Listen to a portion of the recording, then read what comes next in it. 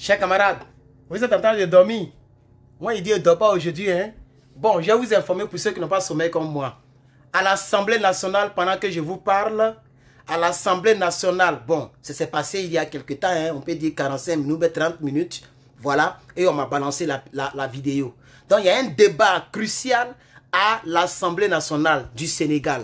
Le peuple sénégalais, l'Assemblée nationale du Sénégal, il y a un débat. Les gens ne veulent pas que le Sénégal puisse participer à l'intervention militaire.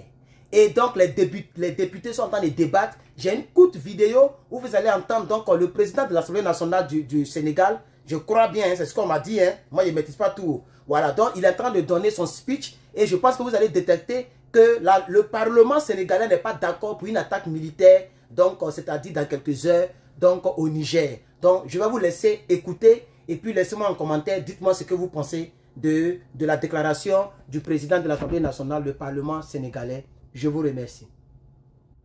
Les sanctions contre le peuple du Niger risquent d'amener ce pays-là et ce peuple à se liguer avec le régime actuel contre les autres peuples de la sous-région et amener une situation qui peut ne pas être favorable pour l'entente entre les peuples de la sous-région. Mais au-delà, elle risque de renforcer la rébellion, à contrario. Partagez. Parce que cette série extrêmement dure de sanctions va priver l'État du Niger de ses moyens de riposte face à la rébellion.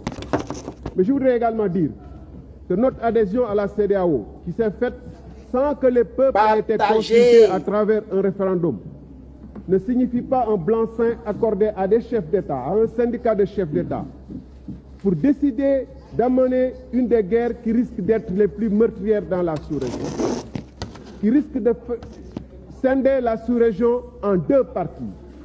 D'un côté, des États qui seraient favorables au Niger et à son régime actuel, et de l'autre, des États qui seraient contre.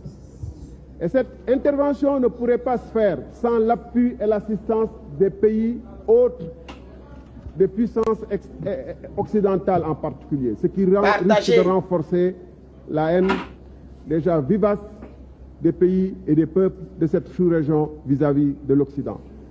Alors, puisque nous en sommes à la deuxième session extraordinaire, mesdames, messieurs les députés, je pense qu'il est de notre responsabilité en tant que représentants du peuple de pouvoir se saisir de cette question.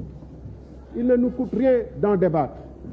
Il ne nous coûte rien d'inviter nos différents chefs d'État, en particulier le chef d'État du Sénégal, à ne pas engager le pays sans l'adhésion du peuple sénégalais et sans l'adhésion de sa représentation nationale à ce qui est en train de se préparer au Niger, qui déjà risque d'avoir des répercussions sur la communauté sénégalaise et les autres communautés émigrées dans les pays d'émigration que sont le Niger, le Burkina, le Mali, etc., la Guinée.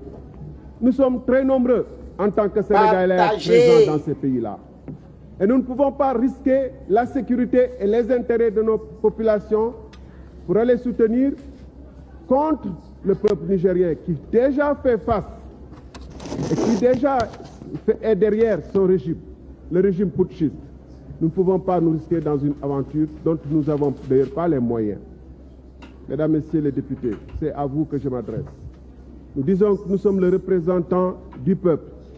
Le peuple du Sénégal, qui est un peuple de dialogue, qui est un peuple de débat et de discussion, devrait, à travers ses représentants, son État, engager, se positionner plutôt en faiseur de paix.